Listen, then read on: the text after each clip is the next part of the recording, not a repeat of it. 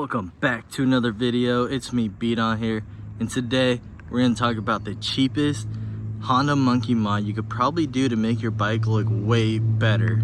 As you could probably tell from first glance, these are not the OEM stock blinker lens covers or what it looks like.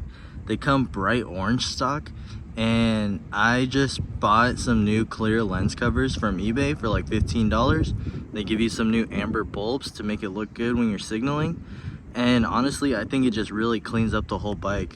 I even had them replaced on the rear blinker lights as well, and overall it just looks so clean. If you guys have one of the new Honda Monkeys that are like the year 2025 that are coming out, they actually did replace the blinker lights on them with some new modern LED clear blinker lights, so they're not bright orange like the old ones used to be. But these are super easy to install.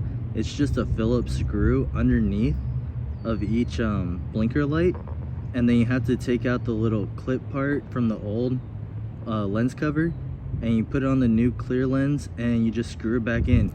It's super easy. But yeah, overall I think it just makes the bike look awesome. The bright orange just really stood out like a sore thumb.